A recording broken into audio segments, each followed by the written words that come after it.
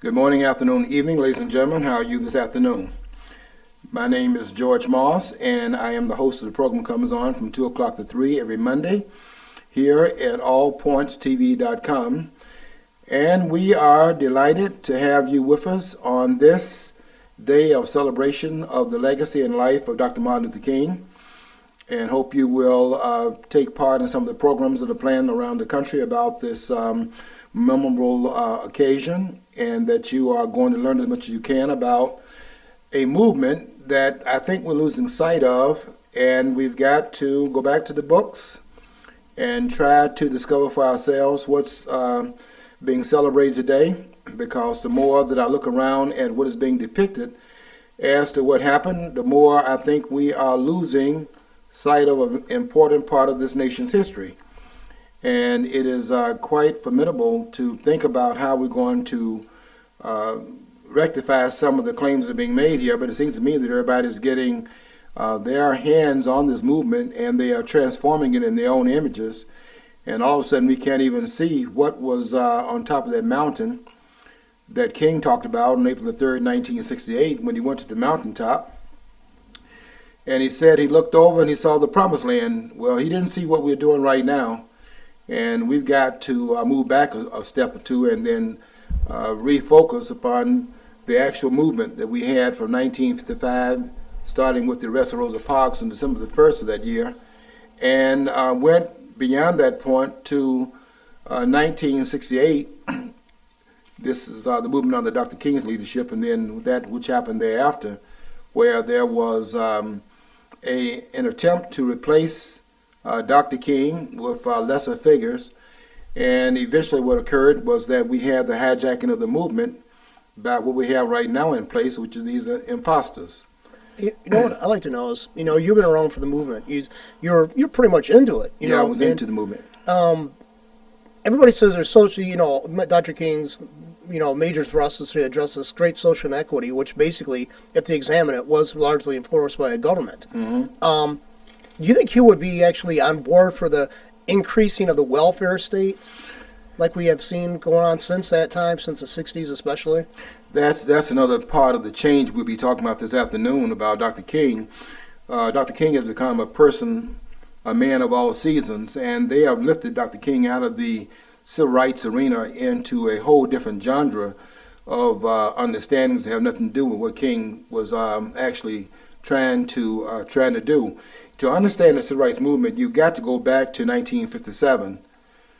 That's where King gave his first of two speeches in the nation's capital. We all know about the one he did in 1963 on August the 28th of that year, and we all know the speech that he gave, I Have a Dream, which they promote every year. But nobody is aware, I should say very few people are aware, that Dr. King had gone to Washington on one other occasion, in 1957, 6 years before the March on Washington we all know about. There was another march that was held in 1957 on the third anniversary of the Brown versus Board of Education case, which had been passed down by the Supreme Court May the 17th, 1954. And on the third anniversary of that, in 1957, they had a march on Washington, or a demonstration in Washington, where Dr. King give us the ballot speech. I have a copy of that speech right here. And I need to read some parts of it because I want to get us today on this, which would have been the celebration of the 86th birthday of Dr. Martin Luther King, who was born January the 15th, 1929. And of course we would celebrate it, the birthday would have been on the 15th, but we celebrate the occasion on the third Monday of each January, that having been brought into officialdom, so to speak, officialdom, by the passing of a law signed into existence by President Ronald Reagan in 1983, with the idea that the country would take 3 years in preparation for the actual observance of the holiday, which would take place for the first time in 1986. And so we're now celebrating what would have been the 86th birthday of Dr. Martin Luther King, who has been frozen in history, by the way, by the fact that he'll always be 39 years old, which was the age he was at the time he struck down in Memphis, Tennessee. But in 1957, on the third anniversary of Brown v. Board of Education, you'll have these comments made by Dr. King in the nation's capital. And I think these comments pretty much quantify what the civil rights movement was all about. And I'm going to be talking this afternoon about why we have all these persons out here making a lot of noises from a lot of different places about what this movement was really about, and almost nobody is actually stating what was really going on back in this time period. But in the 1957 speech, I think we can quantify what King was really doing and what this movement pretty much personified by listening to what he said on this occasion. And this speech is called "Give Us the Ballot." Now that is really interesting, and I want you to also consider why this movement, pretty much for 13 years, is situated in the geographical landscape of the South. This is not a northern movement, nor is it a nationwide movement. You will see there are some attempt at some point to bring it to places like Chicago, which they did in 1966, or you will see it in Cleveland later on in terms of trying to join on to the election that was going on over there for Stokes, who's running for the mayoralty position over there. But they played, that was not a primary role they played, and they were disappointed in terms of how they were treated once they got there, because they were pushed to the side and used by the Stokes campaign and given no credit for even being there. This was basically a Southern movement. And I think that it's critical to understand that in order to understand what King is doing in 1957 when he give us the ballot speech. But here's what King said in part. He said, "Give us the ballot, and we will no longer have to worry the federal government about our basic rights. Give us a ballot, yes, and we will no longer plead to the federal government for passage of an anti-lynching law. We will, by the power of our vote, write the law on the statute books of the South and bring an end to the dastardly acts of the hooded perpetrators of violence.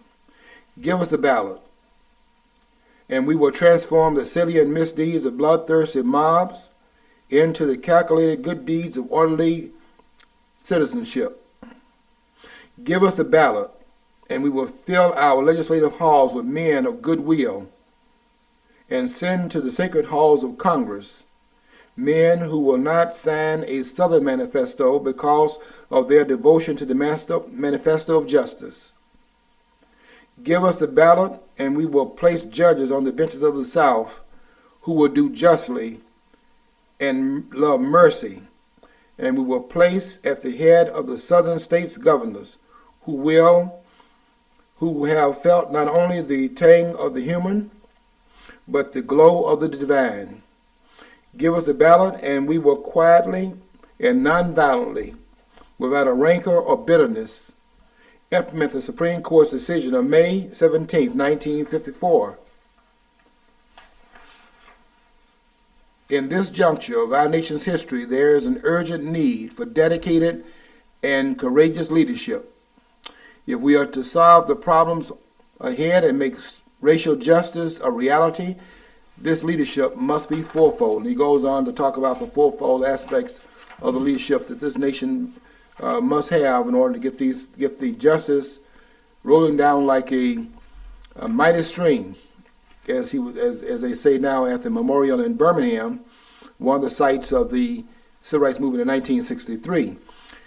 Dr. King's thrust was to get the ballot, and therefore what we have here with all these other extraneous issues being brought into the landscape of the civil rights movement, that would have occurred after the central focus of the movement had been satisfied. And even King was trying to find something to do after 1965, because the call for the ballot in 1957, it took 8 years in order to bring it about, but in 1965, a civil rights bill, the voting rights bill, was passed. What month was that? It was passed in 1965, and that claim that this would in fact be the answer to the injustice that was in the South, basically because blacks could not exercise the ballot and being denied the franchise, you had this mistreatment in place on the part of the political order in the South. King wanted to address that through the ballot box, and that is his single focus in the South up until 1965. Now, we can claim a lot of things today, and I do see a lot of claims that are being made. And I'm writing about it on my post this afternoon when I get back from the studio. I've already started writing this analysis on, it's going to be situated around Selma, because Selma was the movement, a demonstration that was made use of to push Johnson into pushing for and eventually signing a civil rights bill.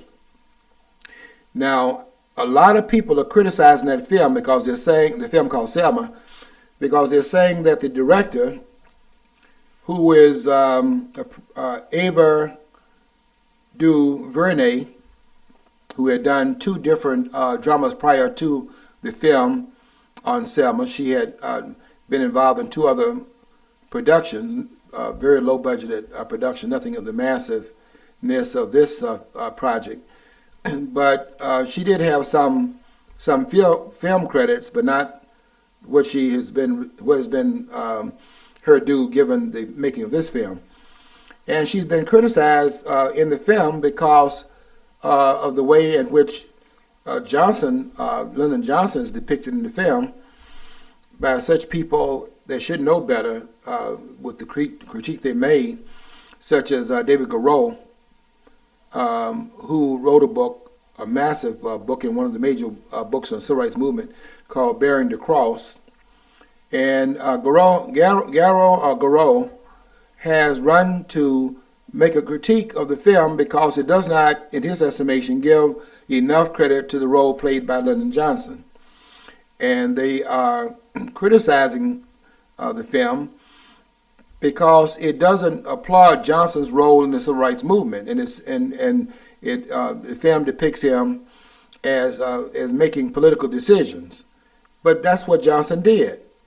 And this idea he was on board because he was some fixture in the civil rights movement invalidates the history about Johnson prior to becoming president. And what I will be asking for my narrative today by David Garreau, and because I know what they're doing, they're trying to take away from the spotlight that this movement was aimed at Democrats in the South. And the narrative today is that the Democrats were all aboard with the civil rights movement. The ones who were opposing it were the Republicans, and that is so far removed from the historical record, it's almost obscene. And it has to be cleaned up. We've got so much stuff that's going on that has nothing to do with the civil rights movement. But in that part of the film, I don't think that the director went, or the producer of the film went far enough in terms of the claims against Johnson. I think Johnson was a person that was brought gnashing his teeth and screaming and kicking all the way to the civil rights bill that was eventually passed, both the one in '64 and the one in '65. And I go back before this time period to 1956, when Johnson was a direct opponent of the civil rights bill that was being proposed at that time under Eisenhower. And that bill did not pass, and when the bill was passed in '57, Johnson watered the bill down, but said in his watering it down, we have to give, the times are changing, and we have to give in something in order to, in fact, calm the climate down, because people are making demands, and we got to show some kind of movement in order to further restrain other movement. And so it was a political move that was made at that time when he came on board, but they watered that bill down, and when it came out, many persons were disappointed in the outcome. And even Eisenhower said that he wanted a more forceful bill. So that's you have to have that background to understand. And another thing is you got to introduce too, though, just to add a note, because you got people out there who aren't aware. Eisenhower was a Republican, not a Democrat. Exactly, and the Democrats would have been committing kamikaze to have endorsed a bill that would have brought about voting rights, and the Republican administration gets credit for it because Eisenhower would have signed it into law. And then where were those black voters going to the South they've been denied the right to vote by Democrats, where would they go in terms of what camp they would in fact join? You can see the problem here. It's a political dilemma that is posed by the disenfranchisement of blacks in the South, and Johnson understood this politically. And in 1965, when he finally signs a civil rights bill into law, which pretty much would have done the same thing the bill would have done in 56 and 57, Johnson understands the political import if he signs a bill, and that is the Democrats will get the credit for it. And there's one report, he's on this plane, as a matter of fact, saying that having that bill signed into law, it would get these blacks, he didn't say the word blacks, he used the N-word, and said, we get these people now to vote for the Democrats for the next 200 years.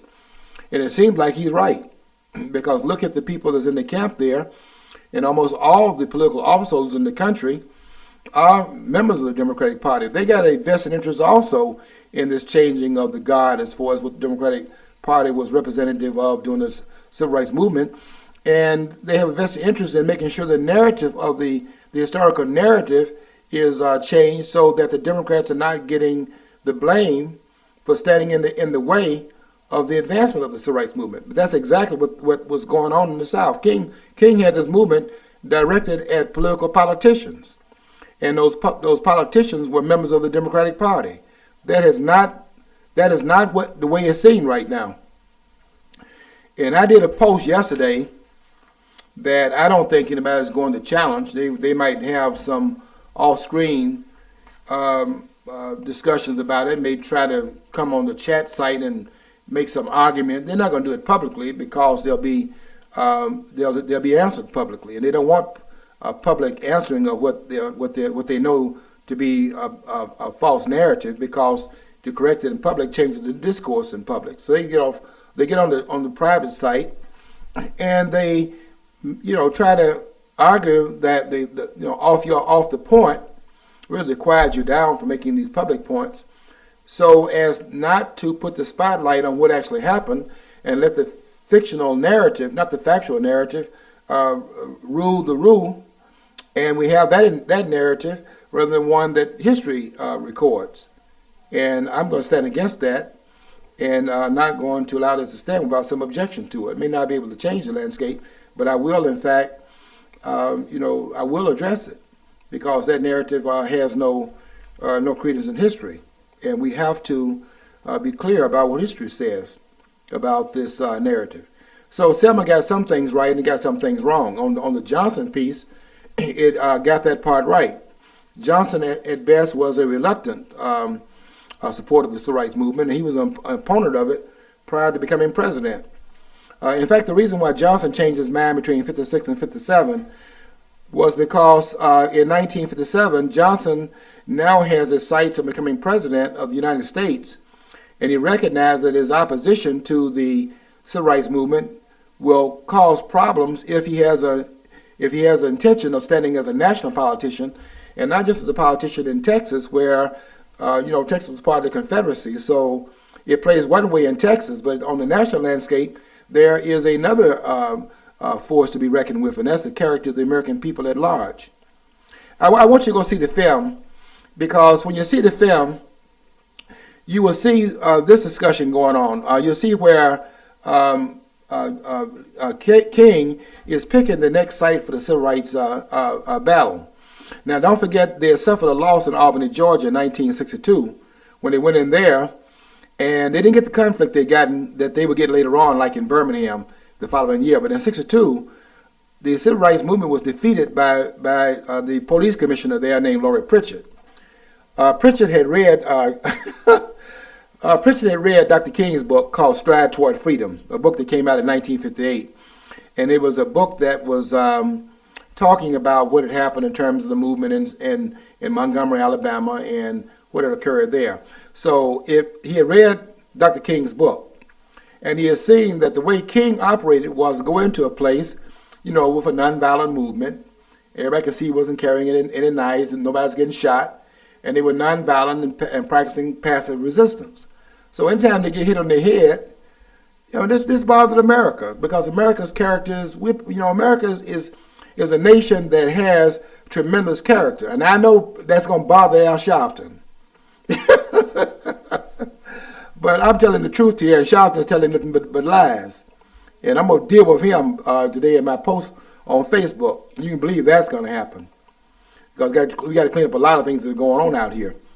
But the reason why Selma was chosen is in that film. And the director got it straight. Ava DuVernay got it right when she had King asking the question, is the police commissioner in Selma, is he Laura Pritchett, the one in Albany that killed the movement with kindness? I mean, they were putting these demonstrators on stretchers, patting them on the head and putting them in the wagon and taking them to jail, almost kissing them on the way to the to the prison. That doesn't get anybody sympathetic about the movement, because look how they're treating her.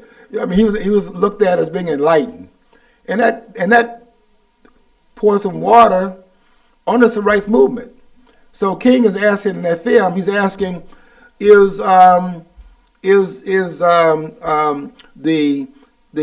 mayor there, who was Joseph Smitherman, is he, and also the Dallas County Police Sheriff, who was Jim Clark, is he Bull Connor, or is he Laura Pritchett? And they have the answer they gave to him, those who were the locals in Selma, said he's Bull Connor. Now, they had Bull Connor in Birmingham. And when they said he's Bull Connor, he's not Laura Pritchett, King said, we got him now. Because Clark is in there, and Clark's going to do some of the same things that Bull Connor had done in Birmingham. You all remember those pictures they had of people being washed down the streets in terms of those children out there, because they couldn't get the adults out there, so King used the high school students and brought the students out, and you see those children washed down the street. That bothered America. And what King was doing was using the civil rights movement, and knowing the character of America, he knew they would object to that. And he needed that in Selma, as they were trying to now get a civil rights bill to be passed. And he knew that if he could provoke Jim Clark,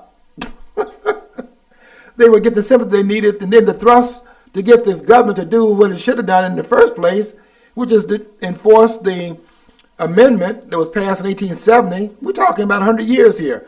There was an amendment already in the books that guaranteed that the right to vote would not be subordinated by race, color, national origin, or previous condition of servitude. That is already on the books. It just wasn't enforced. So we now need a bill to update it so we can now understand what's already mandated in the Constitution, and then get it applied in modern times by passing a bill that everybody can see in modern times. That's what that is about. So they told him that in Selma, we got Bull Connor in here, Jim Clark. It's the same mentality, but a different person. King knew that's what he needed. And that's what goes in, that's why he goes into Selma. Now, the argument that they have going on right now, is that Johnson chose the site. Give me a break. That's James Brown. Hit me 2 times on that one.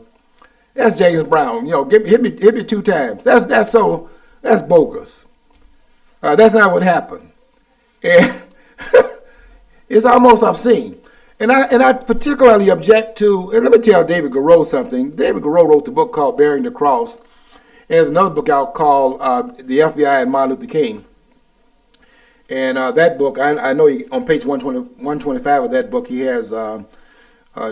King. There's a letter that the FBI sent to Dr. King, and they got the FBI supposedly telling King to commit suicide, and they don't even know how to read the letter. The letter that they sent to Dr. King, telling him that he had 34 days, which was 34 days before he accepted the Nobel Peace Prize. They're telling Dr. King was they weren't telling him to commit suicide. They're telling him that if he doesn't step down from the SCLC, they're going to use those wiretaps they had and those bugs in his hotel rooms, and they're going to expose him for the infidelity that King was engaged in. It wasn't a suicide letter.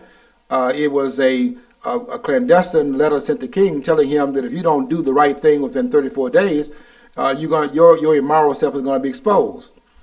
And I will give the film credit for this. They didn't skirt over that part of King's legacy. They handled it very, very appropriately. I give them a lot of credit, because there were a lot of people trying to bury that aspect of the civil rights movement. But they covered it with Coretta listening to the tape, because they sent a copy of it to his wife.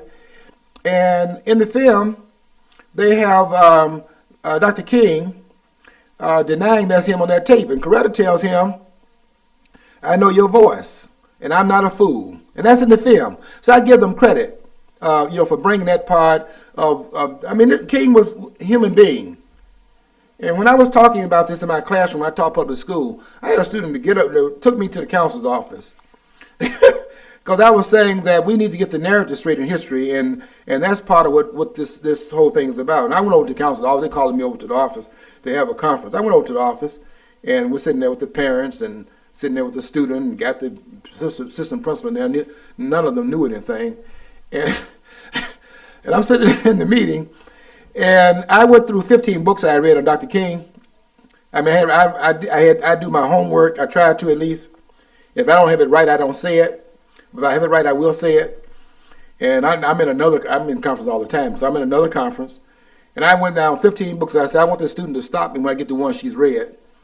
I know the student's name even today. I won't call it in the air. But I said, when I get to one of the books and that the student has read or the parents has read, then stop me. And then I went through 15 books, and they didn't stop me. You know what I did? I got up and walked out the meeting, told her to get out of my classroom. So that's how that ended. And so they didn't like me walking out. I walked out the meeting. I'm not having a meeting talking this insanity. Somebody's going to tell me what the facts are. I haven't read any of the documents. And this is what happened. So I give them a lot of credit. But this part of the narrative has also been shut down. And maybe you're not even aware that when Abernathy wrote his book called Pardon the Waters, in the hardback issue of the book, when that book came out, 25 black influential leaders and celebrities, Dick Gregory, I'll call names out in this case right here. These are all public figures. Dick Gregory is on there. There was Harry Belafonte. Some of the others out there that did not want the real king to come through, had a petition out petitioning Ralph Abernathy, who wrote the book. And don't forget, Abernathy was King's right-hand man. So wherever you saw Dr. King, you saw Ralph Abernathy. So that wherever King was, Abernathy was there also, and nobody was more of an insider than Dr. King. It wasn't John Lewis, which I think the film paid some tribute to Lewis, because Lewis is one of the ones still alive that was central to the movement. But don't ever be waiting when you see that film for Jesse Jackson to show up. Because, how they say, there's a film called No One Told Me About It, the way she acted, the way she looked, the color of her hair, her eyes was something blue. I forget some of the words, but she's not there. Well, guess who else was not there? Guess who didn't come to dinner? Jesse Jackson, because he's not there either. And don't be waiting for him to come on the scene, because he's not there. And the reason he's not there is because he's a peripheral figure in the civil rights movement, and not central. He becomes he's one of the hijackers, and so is Sharpton. So, but the point I'm making, when the book came out, that made King human, just like the rest of us. I mean, the man put his pants on the same way I put my pants on, and by the way, for those students out there, he was wearing a belt. Can we say that? He had a belt in his clothes. He didn't wear his pants down, and it didn't have the chains around his neck. Okay, so that that's another change in history also. He didn't. When you see him out there demonstrating, he was wearing a shirt and tie. So we got to get the real king and bring him back into historical record. They tried to get Abernathy to step down from the book because he was talking about a topic of King's legacy that he could not, in fact, get around because, let's face it, I mean, everybody knows about that part of King's life by this time. And if Abernathy had covered it up and not covered it, the book would have lost all credibility with the readers because they know they left it out deliberately. So then the question comes up, what else did they leave out? Well, you got to cover that. And he covered it, and he did it in about 4 pages in the book. The book is about 600 and some odd pages. 4 pages of the book is dealing with that. He did it and kept moving and kept the narrative going. and he covered what he had to cover. He couldn't cover it up.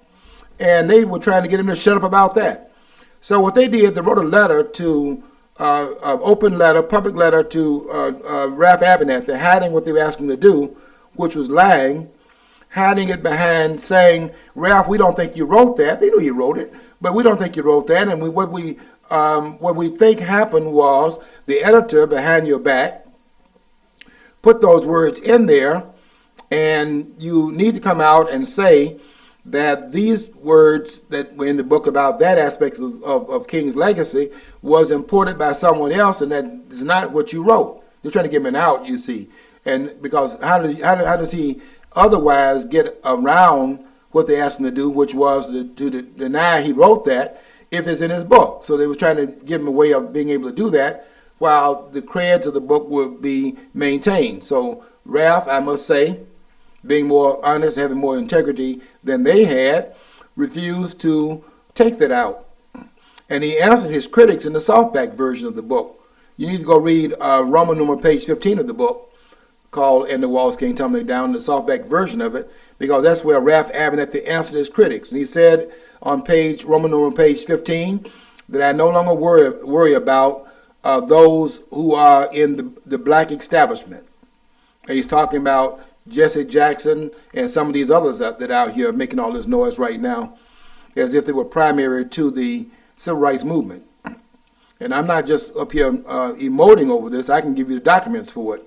You can go read the book by Fred Powledge called Free at Last, with a question mark at the end of the title of the book. Free at Last is a question mark.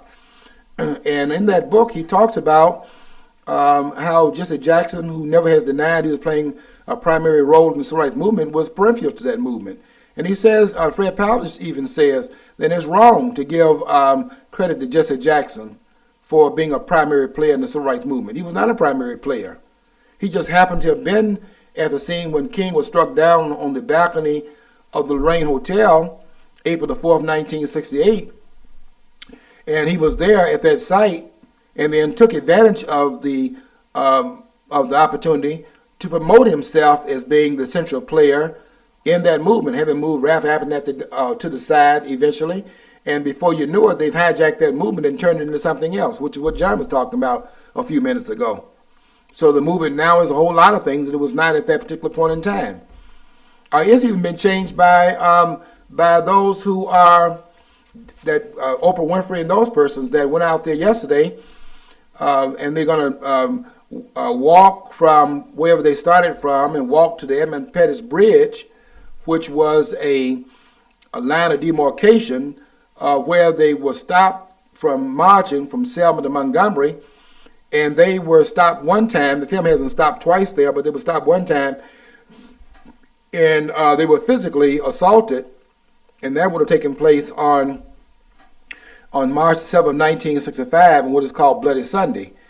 And that was when Jose Williams, you can read this in the book by Abernathy, And the Walls Came Tumbling Down, where Jose Williams, who was another one of King's aides, and a pastor in Atlanta, had called Dr. King, trying to get the okay to go ahead for the march that had been planned, although King was not there. I think King at that time was in Atlanta. And they would not have started this march without Dr. King's permission, because King was kind of like considered to be the head of that aspect of the civil rights movement, although he wasn't the only head. They had other organizations out there also, such as the SNCC, the Student Nonviolent Coordinating Committee, SNCC. Sometimes you see it written SNICK to mimic the way it sounds. So we call it SNCC, but it's really the SNCC, the Student Nonviolent Coordinating Committee, and that was headed by John Lewis, who would be replaced, by the way, the following year. He was replaced by Stokely Carmichael in 1966. And then the SNCC, which was already standing more militantly in place than was the SCLC, would become a lot more militant under Stokely Carmichael, and even more militant than that under the one that succeeded Carmichael, who was H. Rap Brown.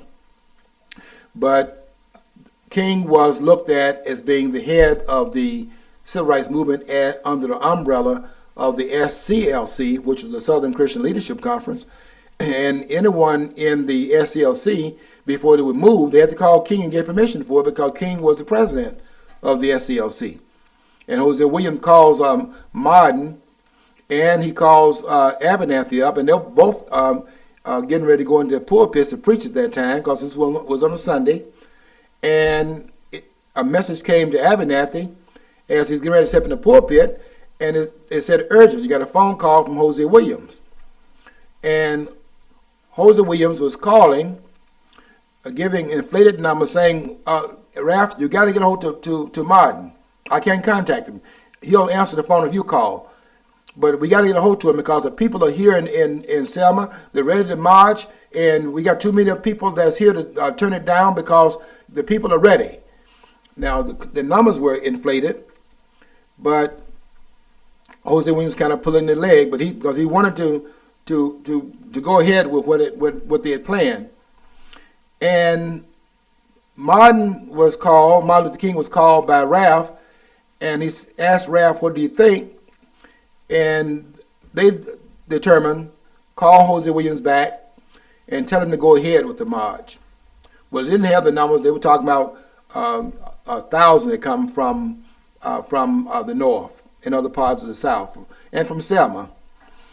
And they didn't have those numbers, but they were claiming they had these numbers, and therefore it would be a travesty. People come all the way from places like New York, from California and other parts of the country, and then they get there and nothing is happening.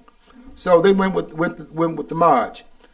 And Jim Clark is there with the bullhorn in the movie, and he's telling them that you will not be allowed to continue this march. This demonstration is illegal. It is against the injunction, blah, blah, blah, and you're not going to be allowed to advance. John Lewis is there at that time, and that is his credits as a civil rights leader, although he does speak at the March on Washington in 1963, and he gives the most militant of speeches on that particular occasion. Some of it was watered down because they went to him and said, if you in fact give the speech you intend to give, you're going to break the coalition up. So they appealed to him to water the speech down. He had first of all disagreed with that, but he did so when Asa Philip Randolph went to him and said, look, I've been waiting for this for 22 years. 22 years? 22 years, because he had proposed in 1941 to have a march in Washington. And Asa Philip Randolph, who was like the dean of the march, because they gave him the point of being the grandfather of the idea, because he had come up with the idea of threatening it under the Roosevelt administration in 1941. And so they sent him in there to talk to John Lewis, and John Lewis watered the speech down somewhat, but still gave the most militant speech at that particular point in time. John Lewis was one of the so-called Big Six civil rights leaders, as the head of the youth aspect of the civil rights demonstrations, because the youth were in the SNCC and not in the SCLC, which was like the ministers' group. And so John Lewis is there at marching to the Edmund Pettus Bridge, and they were told to turn around. Jose Williams tells a person, calls them and say, can a word be had with the controlling member, the officer that was in charge there? And the word comes back, there's no word to be had, and gave them 2 minutes to disperse. And they're standing there in limbo, and when they don't disperse, the National Guard, not the National Guard, but the troops were told to advance. Some of them on horseback, some of them walking and advancing toward the demonstrators, but all of them got clubs in their hand. And when those demonstrators were set upon by those forces, it made tremendous impression on television. Now, King's not there, and Abernathy is not there, but John Lewis is there.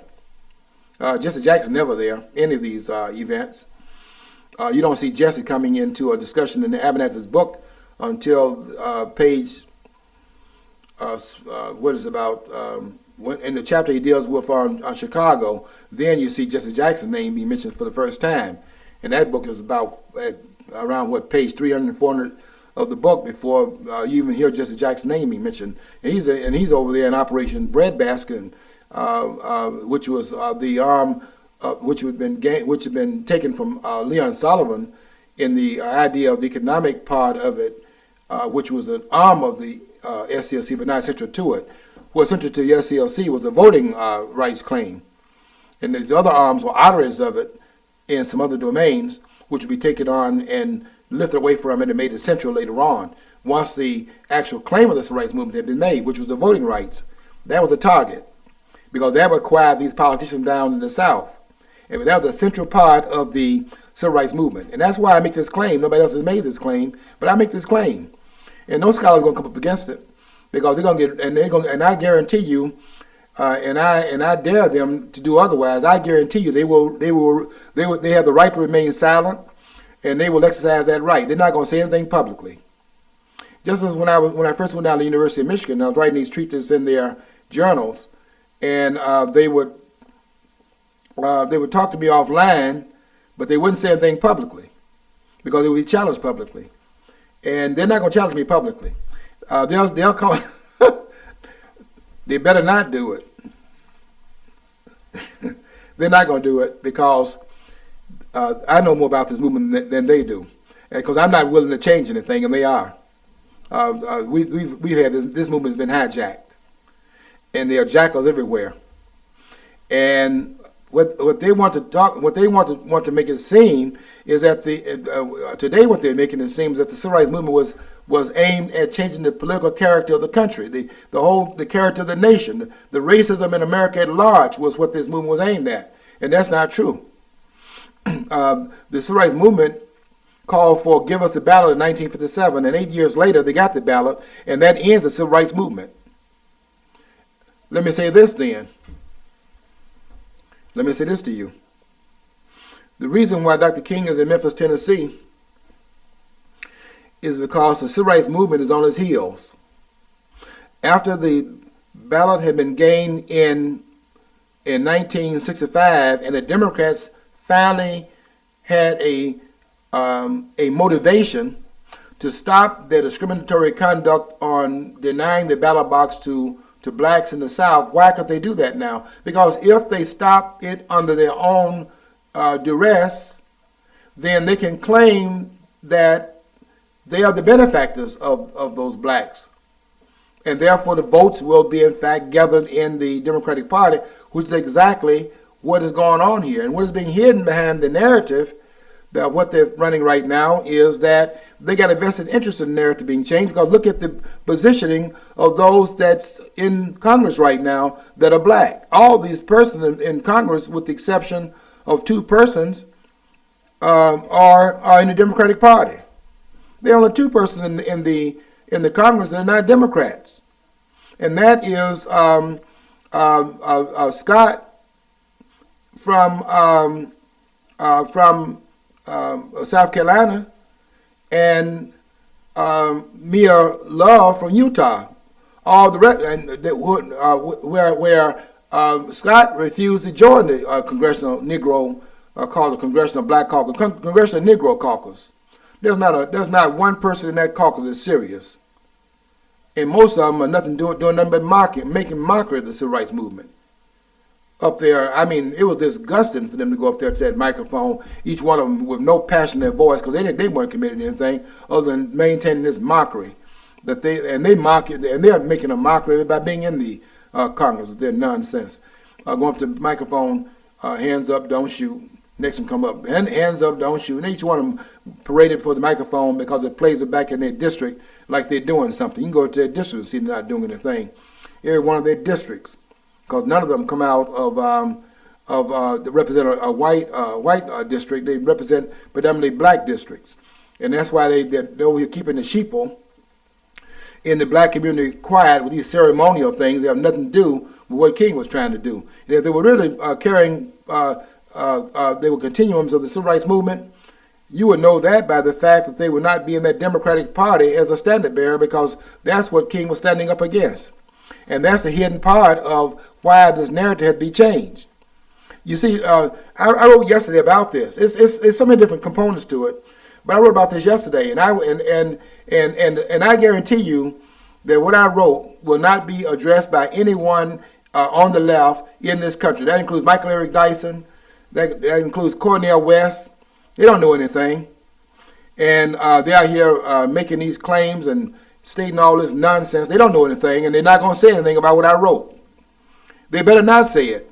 I dare them to say it. You know, most of the guys, like Cornel West especially, I mean, I He's don't know his pedigree. I mean, how old is Cornel West? He's not all that old, is he? He's all in his 50s. Okay, so basically he's my age.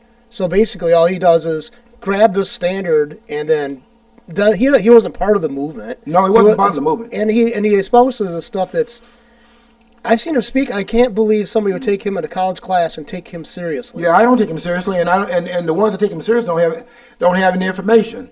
This man, this man is a Marxist. He's not really advocating so much civil rights. He's trying to change the landscape of the country and put it into a Karl Marxian, image. That's what really this is about. His whole objection to Obama is that Obama has not carried out Saul Alinsky as much as he should have.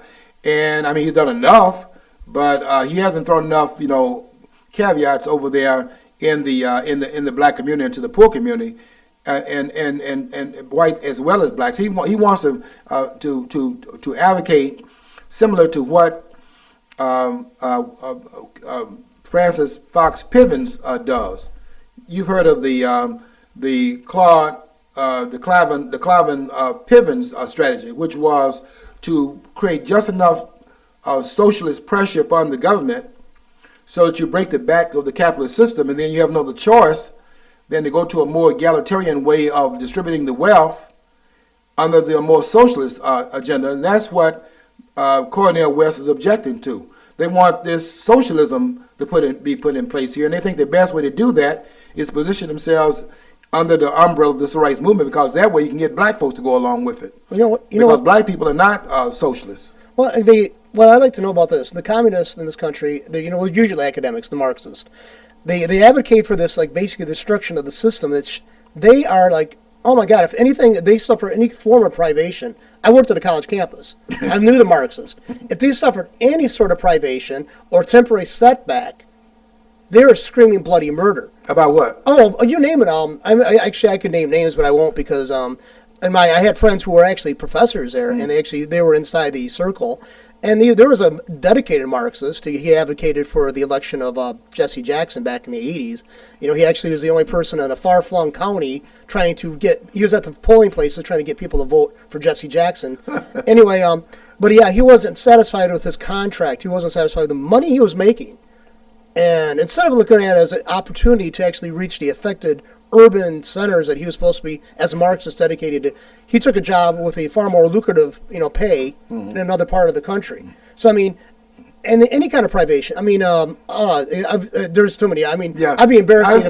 There's too many. I mean, there's just too many. And the people who are markedly on the left are the most they had the bizarre behavior. If they couldn't get what they wanted, name calling, character assassination, they insisted on your head on a platter. Yeah. They are vicious little shrews. Well, John, look at what we got with Obama in terms of this man running with no vetting that had taken place and no resume. Can you imagine having gone that route in 1984 when Jesse is running for the first time for president, and ran again in 1988? Can you imagine if we had gotten Obama back in that time through Jesse Jackson?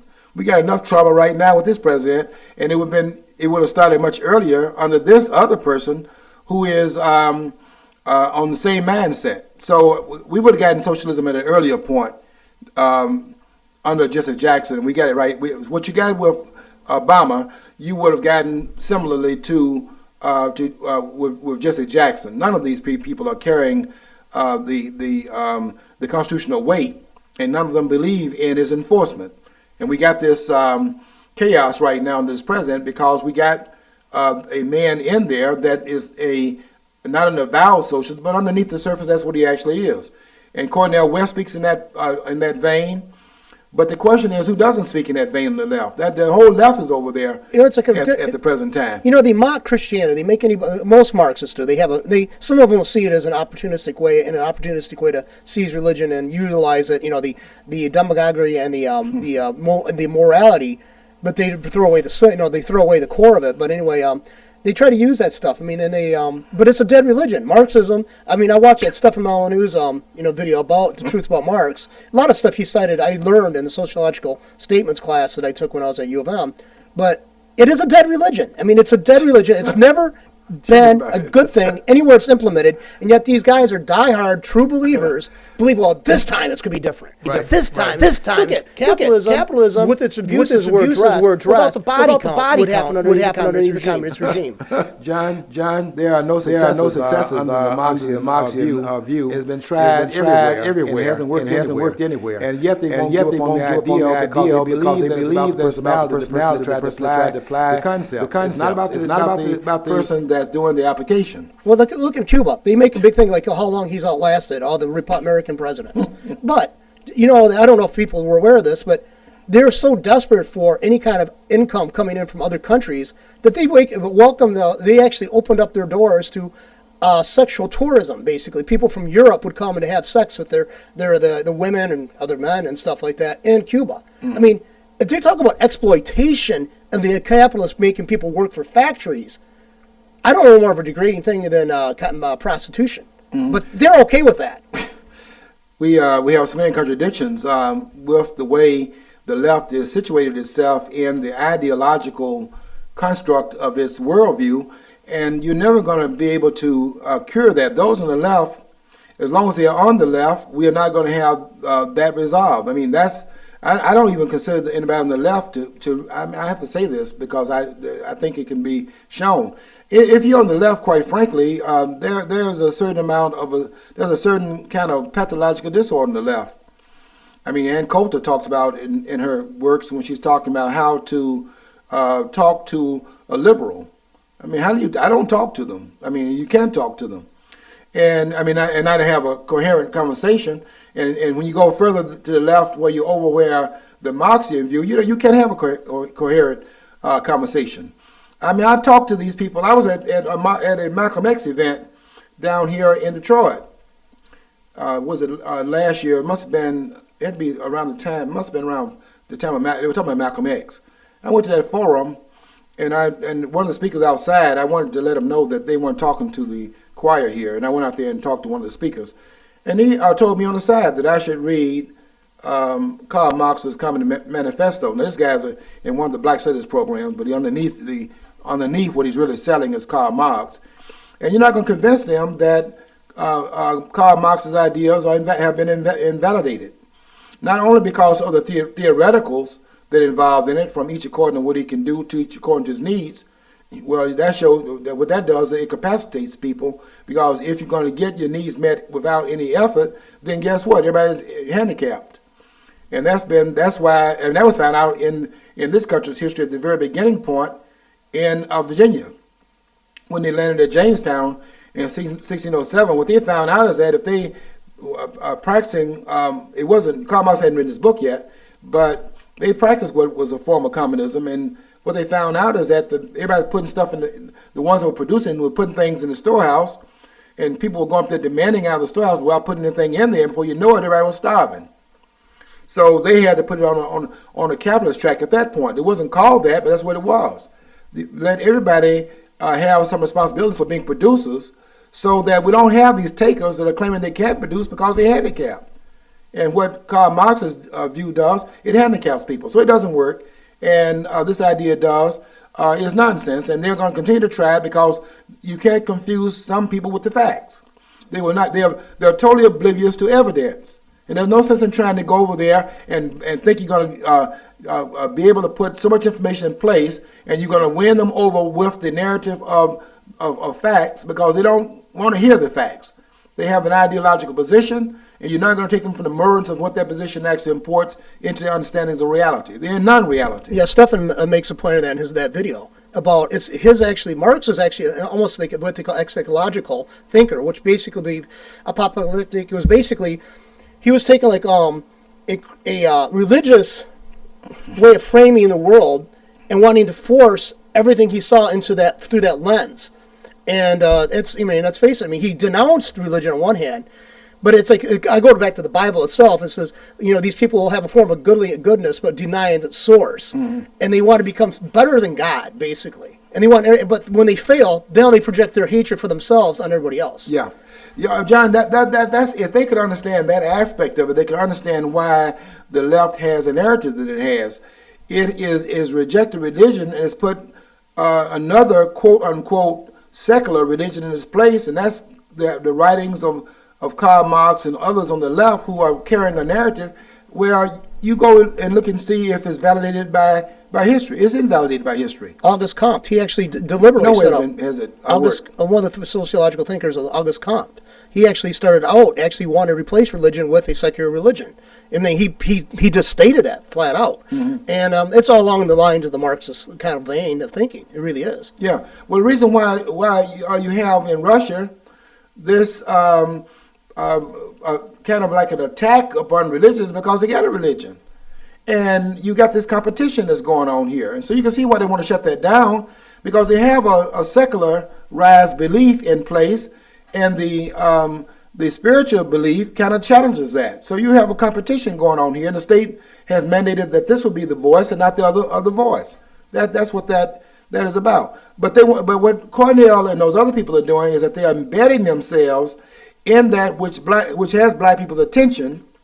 And they can't get their attention back talking about Karl Marx up front, because that would invalidate it, and they therefore want to bring it in under that which is already in place. And you see that with the demonstrations about Michael Brown and Eric Garner. I mean, who's out there in the street doing these demonstrations? How do those unwashed white youth, what are they out there for? Who's paying their salary? Is it George Soros? I ask the question, I only give you the answer. I mean, that's being funded. There are people out there in the streets right now that have embedded themselves in this complaint that goes back, by the way, to July the 16th. That's when Eric Garner's, the situation in New York occurred, July 16th. This is 5 months after the event.